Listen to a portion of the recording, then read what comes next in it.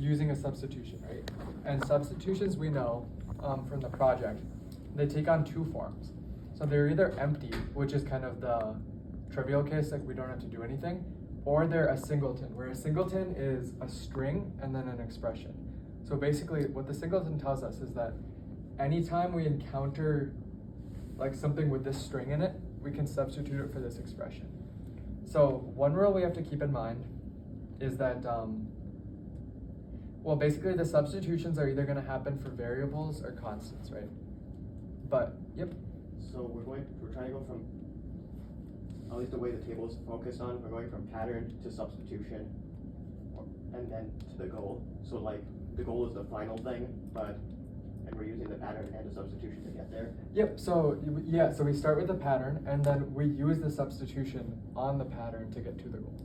Okay. So, like I said, yep. So when you said like singleton, singleton just means the idea of that it's not empty. Yep. It's not the empty side of it, and it's that there's a substitute, an expression and a substitution. Yep, so we have, like, for example, these are all singletons, right? So because we have a key value pair. Yep. And so one rule we have to keep in mind is that basically to get from a pattern to a goal via a single substitution, we have to replace all the variables in a sense. So I think,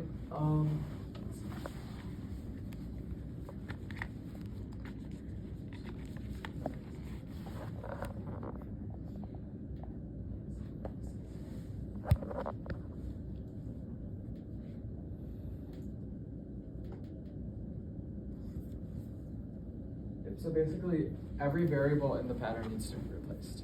I think it says it on one of the lecture slides from the review lecture.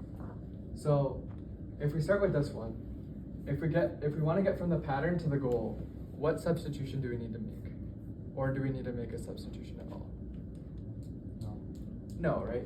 Because these are the same thing. So this is kind of the trivial case where our substitution is going to be empty. So that one we would just write an empty list like that.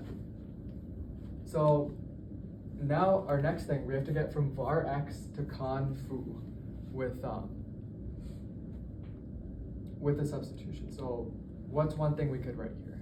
So a list of Rx and then con foo.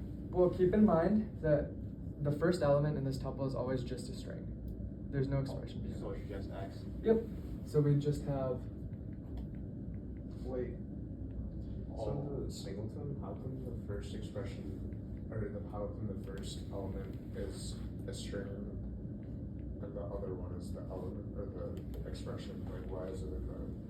That's just how we've defined the type here. So if That's you how see, it was defined. yep. So you see on top of the table it says type substitution equals string, like a list of a string expression tuple. List of, like that's like the practice midterms. Like. Yep. Could he ask us like a string of multiple tuples? Or is that like not something we should worry about? So do you mean like? Because like it's a list of tuples, right? And all of these only have either 0 or 1 element within the list. Could he ask us a list with multiple tuples and ask us to substitute all of them in to get to the goal? I don't believe so. Not as we have it written here. Okay. Yeah. So, like you guys are saying, for this one, the substitution kind of jumps out, right? If you want to get from var x to constant foo, you have to replace x with this constant foo. So that's just what we write here.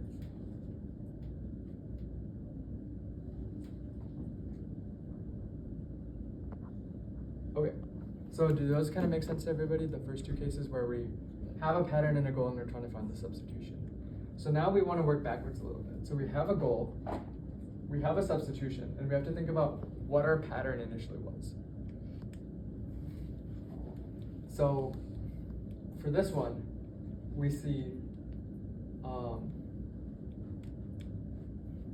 we have what we end up with is an application of this constant foo on the variable x, right? And we know we have a substitution we can make where y is equivalent to variable x. So can someone tell me what a pattern could be that if you apply the substitution on this pattern, you end up with this goal. Yep. I put application, and then parentheses constant f, and then quotations around the f, and then another parentheses, and then variable y, because Yeah. you're changing the y to a variable x. Uh-huh. Yeah, let me get a different colored marker for the stuff we're adding. That might be easier. Can I tell you where those are? What's up? Nothing.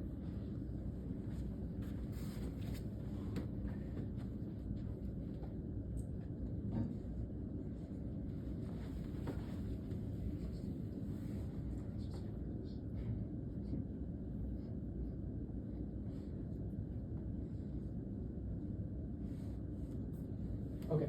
Yep, so exactly right what you were saying. So we know we're gonna have an application around it because that's something that's not really gonna change with when we do our substitution.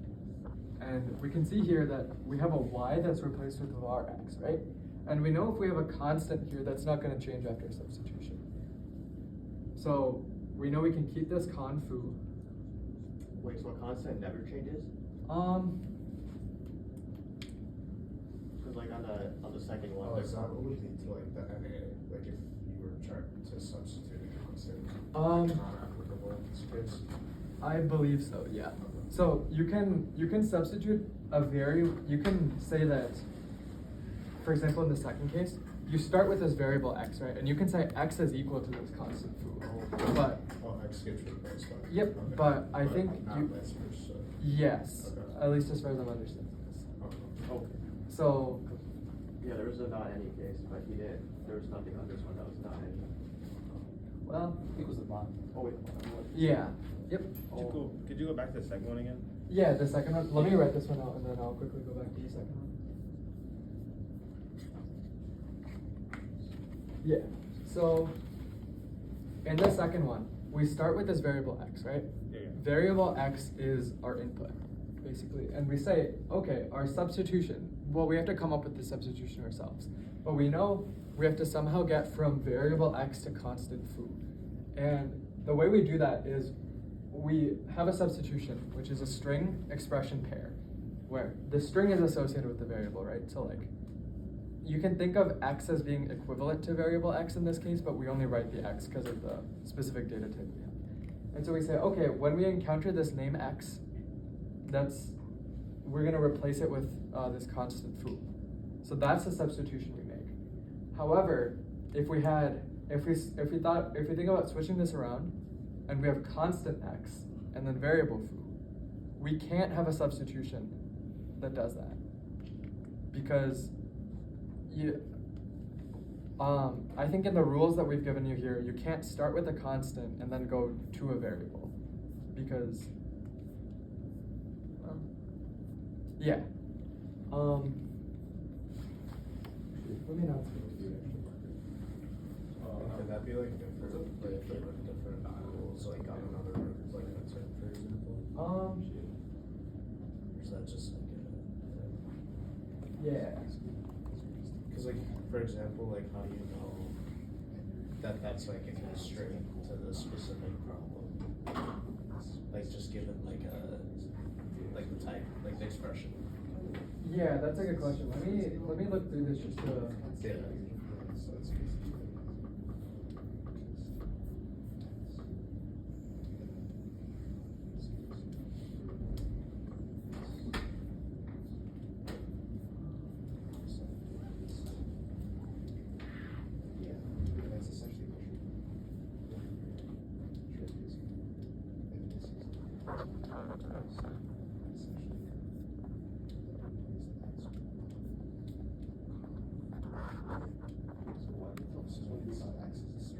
I think it has something to do with the fact that the constant is being attempted to be replaced. So you are allowed to replace constants with other constants. Okay. But you can't go from a constant to a variable because if you think about it kind of with the definitions of the two words, like it would be allowed to replace, like say that this constant x is equal to this constant y, right? Because they have the same value. And so that equality is always true because the value is not changing. But if you say this constant x equals a variable a, it could be true for now, but then if a is allowed to change, but x is a constant, then that's not necessarily true. Kind of. So, yeah. Am I good to move on to number 4? Is that okay with people? Okay. So now we have a pattern and a substitution, and we're trying to apply the substitution on this pattern to get to this goal. So,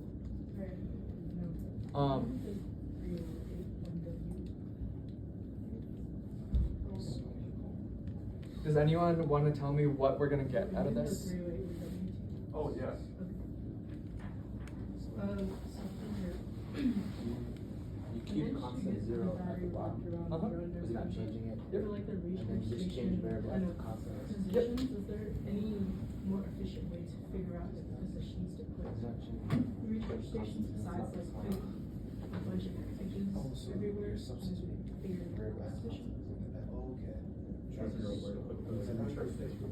Yeah, just like finding the location of Oh, you are. where everything So is in the I city. just like showing you. Because right now, the Yeah. only way to get that information is if you put a package down and it'll tell you coordinates. You I can also change don't variable know to constant. what the coordinate information kind of is. Yep. So in this one, this is exactly right what we're gonna get, and we know this because in our substitution we're saying we're replacing f, whatever f is associated with.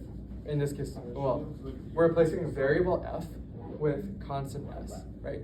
So that's basically all we do. We take this variable f and we just change it to constant s. We have no substitution for constant 0, so that stays the same. And then the application around it, the function application stays the same. All right? Is that good with everyone? Yeah, but I was just wondering, is there any easier way to figure out All right. the position? So this last one is a little tricky. So we have application of variable f and variable x. And then the substitution rule we have is that f is equal to this constant foo. I don't think so. I think this is kind of the way that So- most people have gone about doing it. It's just sort of Can like- anyone tell me what goal we're gonna get out of this? I don't know of any other way to do that. Application, confu, variable x. If you put like a So, lot of stations, then you gotta that would test be- it every time. Under what we've been working with so far, that would be correct. However, Um, I think he says this on the slides. I'm not sure I have a motivation behind this other than that it's on the slides, but you have to substitute every single variable. So here, we actually can't get a goal out of this because we have 2 variables here, but we're not substituting both of them. Oh, so we have to So- substitute both. Okay, so every variable has to be substituted? Yeah. It's only been the one, because there's only been one variable in the previous problems. Uh-huh. With like a constant or something, but. So that, sorry. Or, yeah, because like, so it becomes like a problem because there's 2 variables? Yeah. Okay. Yeah. So just load. Okay. So what would it be all the cases of NA then? So it would be like if you're going from a constant to a variable, and then if you have 2 variables, and only one like substitution for that variable. Yes.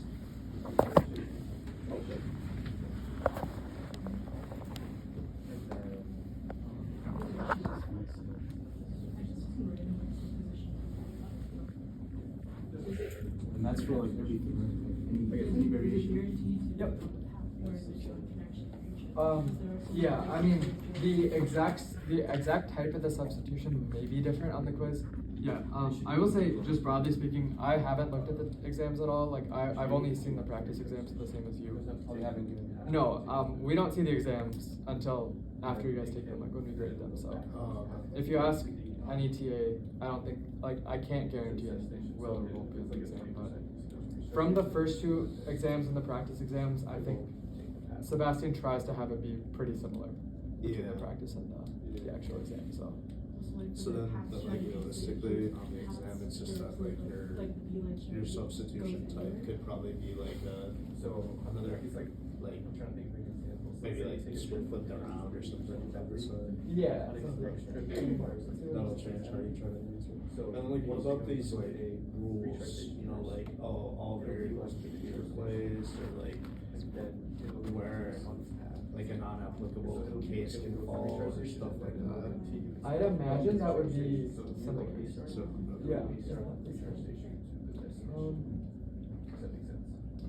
Or, I mean, I guess that's one way. Yeah.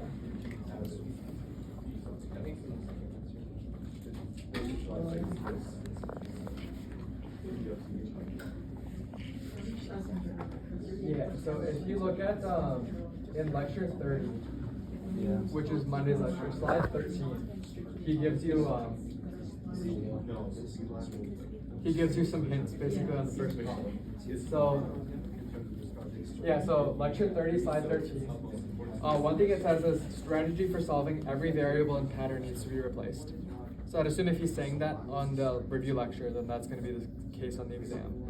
And then he says some possible variations on the actual exam. So like, obviously he's not going to give you this exact table on the exam, but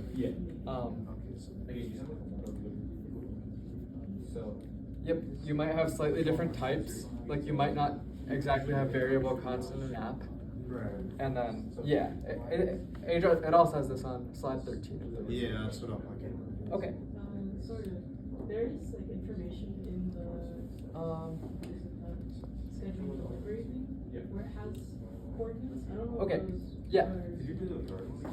The third one? Yep. So in the third one, we have a goal and we have a substitution, right? A substitution, right? So we're trying to work completely backwards. Basically, broadly speaking, what we want to do is go from the pattern to the goal. So the pattern is the input and the goal is the output. And the substitution, it's sort of a second input, it's a rule that we can apply on the pattern to get to the goal, right? So, when we have this goal, which is application of this constant foo on this variable x, and we have the substitution, that we know y, we know variable x can be substituted for y, right? I don't think it has any, because like you said, I don't think it has any relation to the actual. Because that's what the substitution is telling us. The second argument, basically, if we see this first argument in a variable, we can replace it with the second argument. That's what the substitution is telling us. So for example, here, if we look at number 2, say we didn't know this at first, right?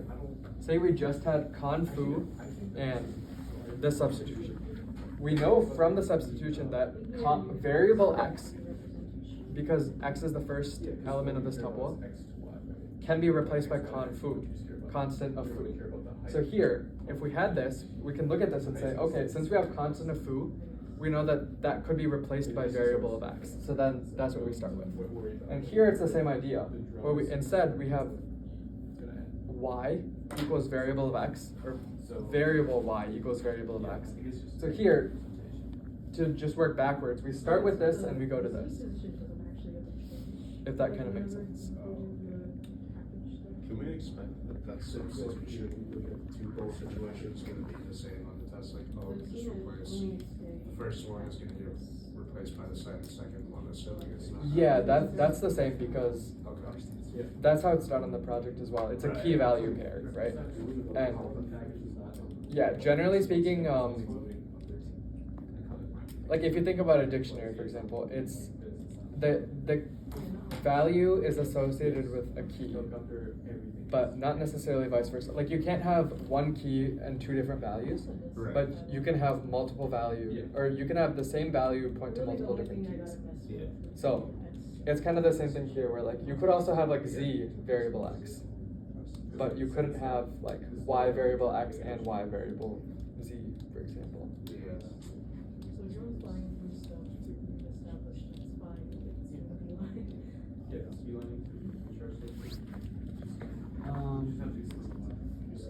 All right, does anybody have any more questions about this problem? You showed the last one. Yeah, so the last one, we have a rule that anytime we see a variable, in order to get to a goal, we have to substitute that variable, right? Okay. So, because we have two variables here, we have f and x, but we only have one rule. We only have f, and f can be turned into constant foo. We don't have any rule about the variable x, and therefore our substitution is incomplete, is what we're saying. Because there's two variables? Yep, because there's two variables but only one rule. Because in our substitution, we don't say anything about what happens to x, right? Even though we have a variable x in the input. So because of that, we can't get a goal out of this because we don't know what variable x becomes. What if it was like constant in the pattern? Yeah, if it was constant, then that would be fine. Then we could substitute constant f for constant foo. Okay. Because, yeah.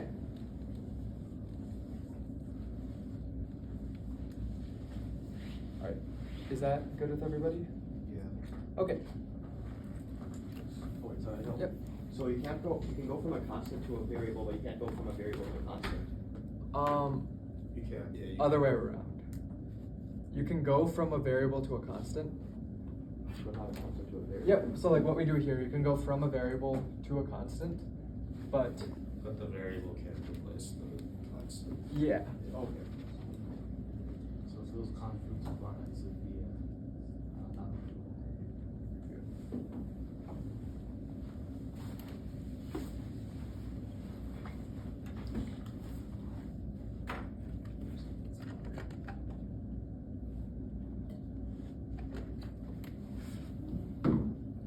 Alright, I'm gonna erase this if everybody's okay with it.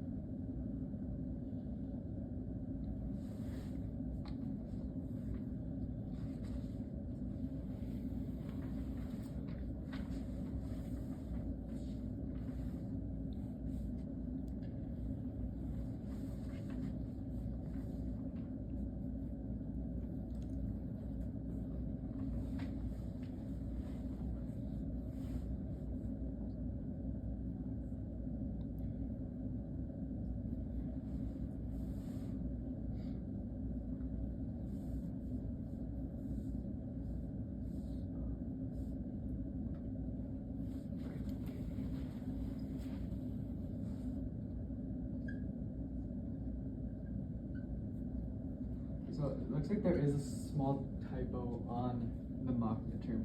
That's what I'm looking at. It's like two parentheses, is that what you're talking about? Or is it supposed to be like a tuple bar or? It should be two parentheses. I'm just writing it like as Like a tuple? yeah, but well, No, I mean,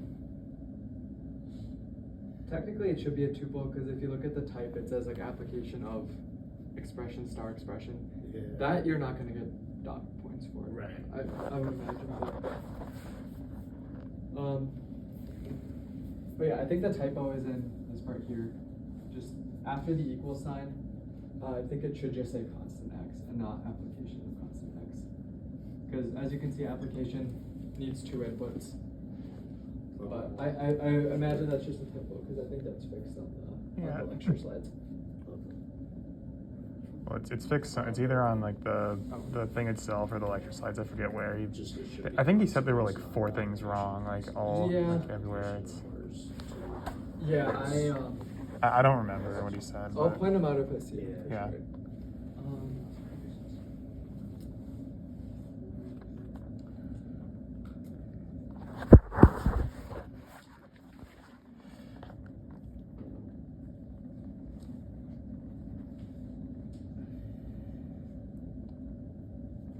Okay, so here we're doing something pretty similar to the first problem, but slightly different, right? So in the first problem, what we were saying is we had individual variables that we could substitute for other constants or variables. But here, what we're instead doing is we have an expression, and then we're saying either that whole expression or some sub-expression is equal. Like we have an equality, basically, of either that whole expression to another expression or some sub-expression inside it to another sub-expression. And we're saying, okay, if we take this expression and we apply this equality, we'll get some result out of it. So I think it might be easier to do this by example. The first one, it's the easiest out of these 3. So can someone tell me if we take this expression and we use this equality as a substitution of sorts. So basically we're saying we can substitute this right-hand side for this left-hand side. What are we gonna get in this first part? Was it? Yep. You have to write con bar or just bar? Constant bar, because that's what the equality is. Guess we're not using this one.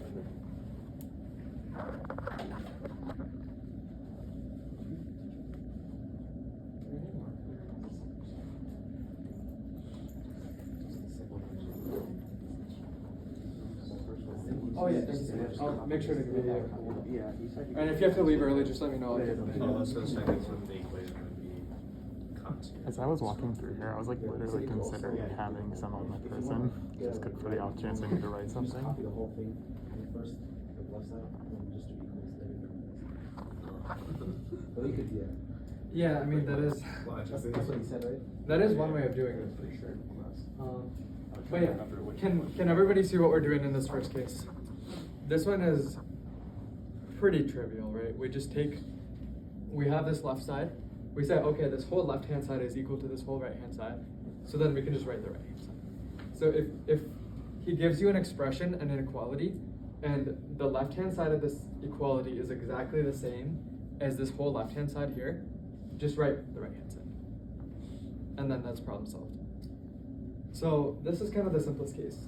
Here we have something a little more complicated where you have the input, you have the output, and you have to give some equality such that if we make a substitution in accordance with the equality, we get the output, right? So here, what I would look for is see what's changed between the input and the output. So what's changed here? Yep. So you can just equalize that. Yep.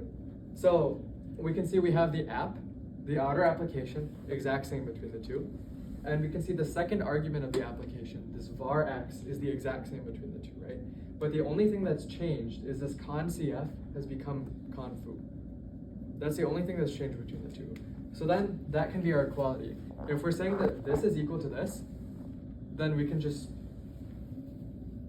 write our equality as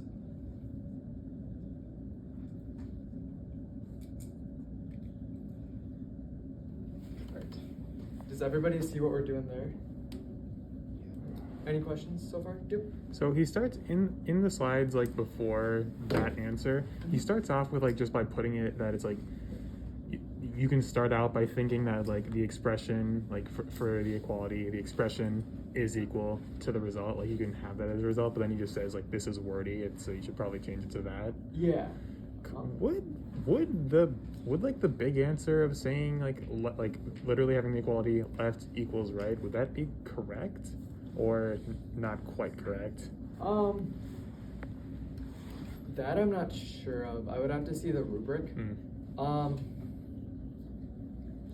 I would imagine in the worst case that would get you most of the points.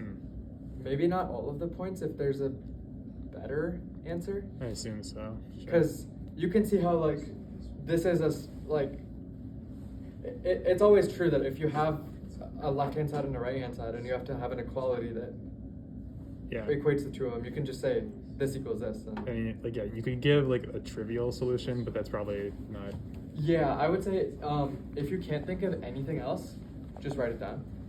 But if you see something that maybe makes more, that you think maybe is more along the lines of what he's looking for, like in this case, for example, you can see that like. Yeah.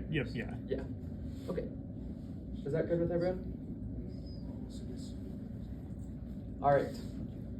Now this third problem, it's a little trickier. This third case.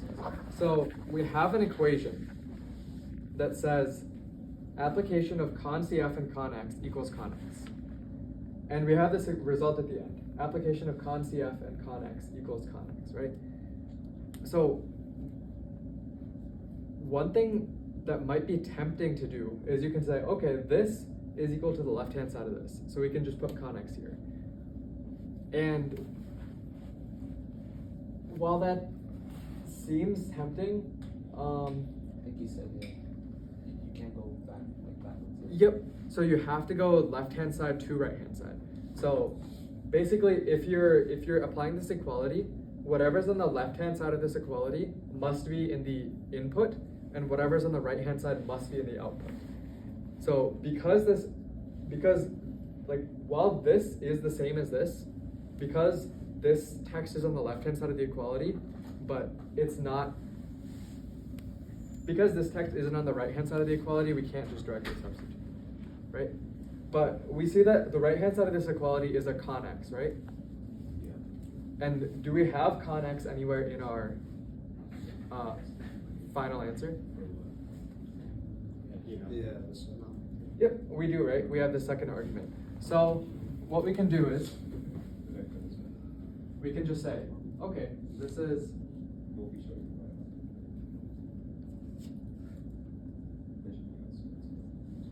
so this is the first argument, right? Just con CF. And the second argument, because we know an application is two expressions joined together, the second argument can also be an application. So we can just write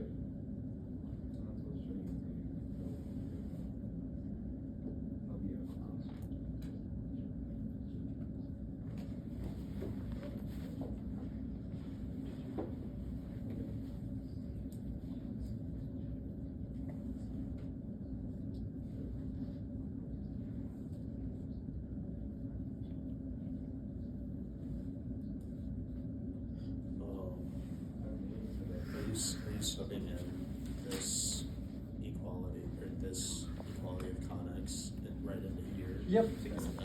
Yep, so we're taking this whole thing because we see this is the same as this, right? Can everybody see that? Yeah. So because whatever's on the left-hand side of this equality has to be in the input expression, and whatever's on the right-hand side of this equality has to be in the output goal, or the output result that's called here. So we can, if we have this whole thing as the second argument to our input expression, this equality allows us to substitute this for con X, and then we can have con X. Why do you use the comma there? Or is that because up here, they just have two parentheses for each variable? Is that just another way to write the variable? It's a little syntactical difference. I think, I don't know, I mean, what I'm writing here is technically more correct based on the type definition, because if you scroll up to the type definition at the top of problem 1, we have here application of an expression tuple, right? So that's what I've been doing here. I think it's just a minor typo. I would imagine that's not something we'd take points off for. But if you do get points off for that, submit a grade request. But yeah, yep. So I guess in order to avoid that, just follow the type definition. Any type that you have to use on your exam, we should give you a definition for. So you'll know the syntax that goes into it, for example. Like this application and constant and variable, that definition is given at the top of problem 1, right? So if you use it, just follow how it's how we give it to you. Okay, does anybody have any questions about this problem? Problem 2?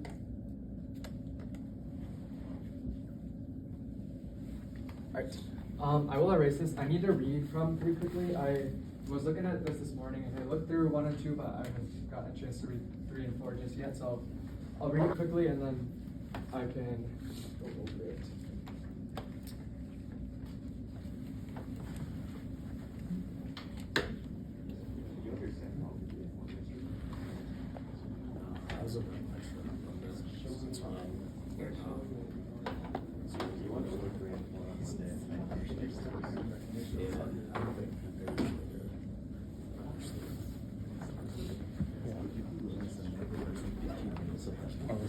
Yeah, I was thinking that I had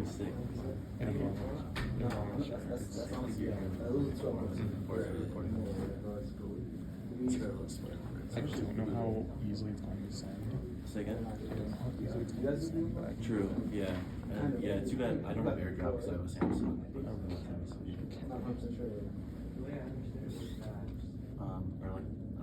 Snapchat or something. Usually when you send a video that's like too long, it'll like have you like select like a snippet of it.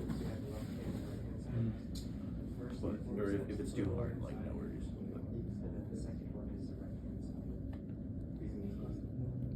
I can stick around and see what I can do. What's that? I'll stick around and see what I can do. Sure.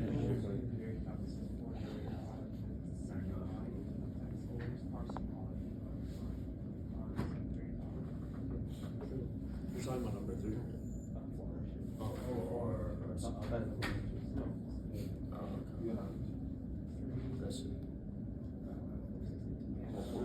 Yeah, I forgot 4 is the proof. 4 is what we'll prove. It's not for you, just like translate it as a proof. Because it's like, Did he say there's gonna be like lemmas on it? he'll give you everything. Oh, you just have to write it like. You just have to know which one to pick out, like which order basically.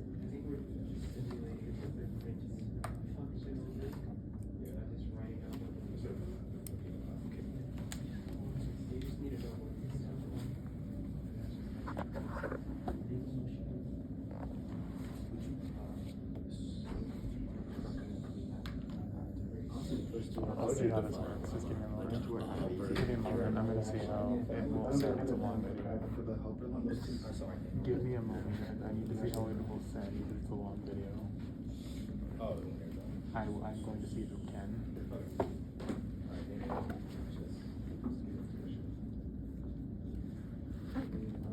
Have you taken a look at the second midterm yet? The second midterm? Yeah, is it like similar to this? Oh, the mock, yeah, it's like almost the same. It's like the first 2 are like near identical. Based on. Yeah, so hopefully in the actual midterm is gonna be good. Yeah, I'm honestly just gonna right now go to the midterm on my paper. And this answer is like the mock midterm. Yeah, I should have done that for the first 2. Oh, yeah, thanks. Yeah, I got lazy. But it's like, something like that. Something like that, right? That's probably the best. I didn't do that because there's a retake. You can't bank on all the retakes. 3 retakes in 2 hours. Well, that's what I'm trying to do good on this one. Oh, okay, so you just have to do the first 2 days. Honestly, I just need a retake, like, probably about the first one.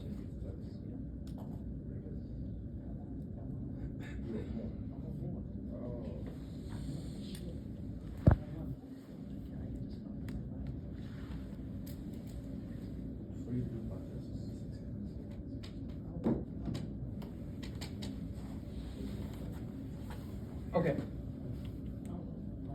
So in problem 3 here, we're working with a function called tails, right? And tails acts on this data type we call list. So you can think of this as, I mean, you can see visually this is pretty similar to like an actual list, but the type details don't actually matter in this case. But we have this function tails, it's a recursive function, and it takes in as its input a list, and it returns as its output a list, right? And we can see we match this input x with two cases.